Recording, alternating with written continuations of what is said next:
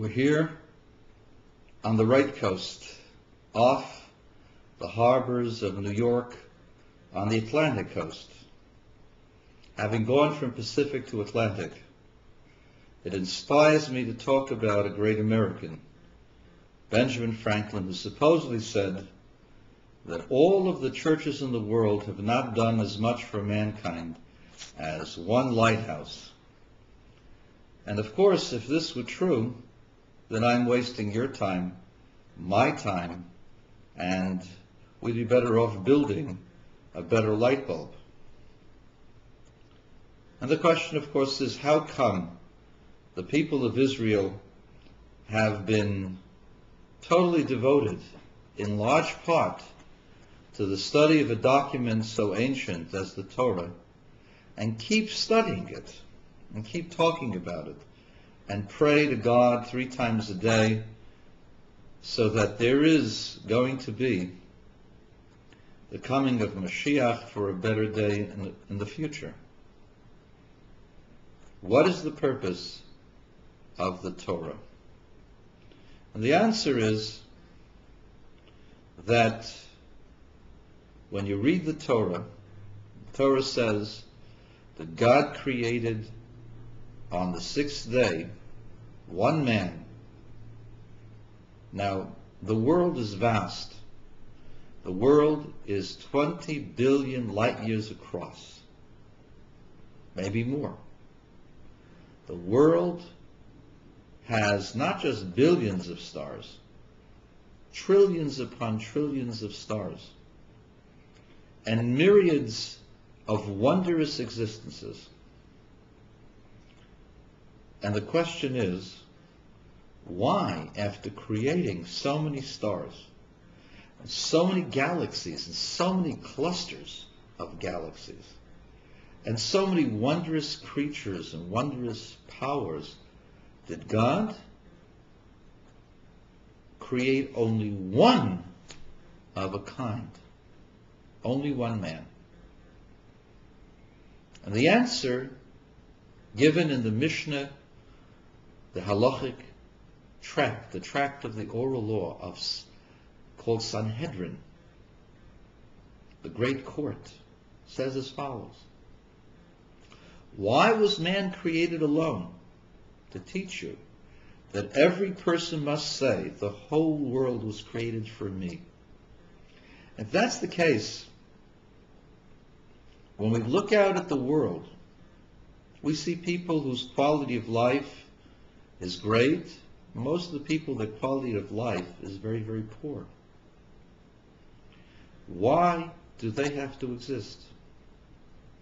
And the answer is, the whole world exists just for them. Because you see, each individual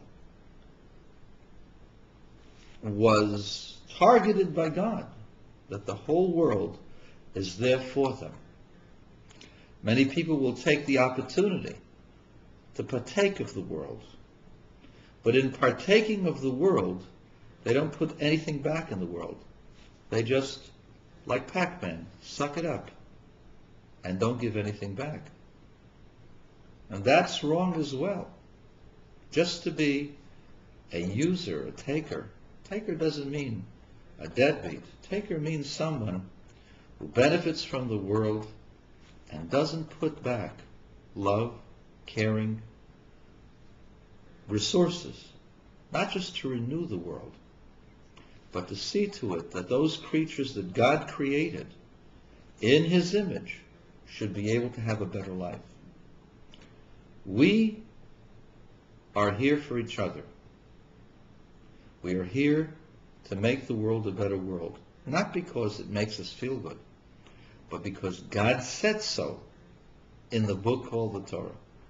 And when you read the Torah, you realize the importance of each individual, as long as each individual is trying to get along with the other individual.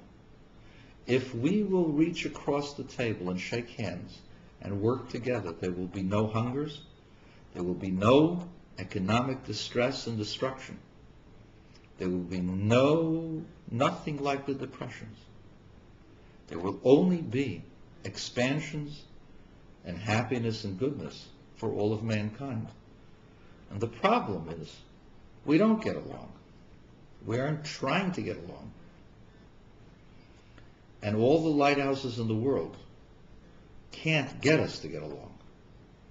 Hitler did his dastardly deeds when there were many hundreds of thousands of lighthouses.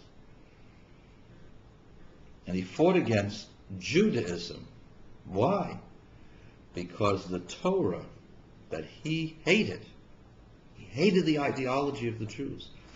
That Torah says that each individual has a right to exist and that all the resources of the world are worth it for that individual. And he thought, no, first get rid of the homosexuals, get rid of the retarded ones. Retarded children were murdered. The hundreds of thousands in Germany. People who were sick, couldn't function, get rid of them. In the end, he got rid of people who were functional, whom he hated.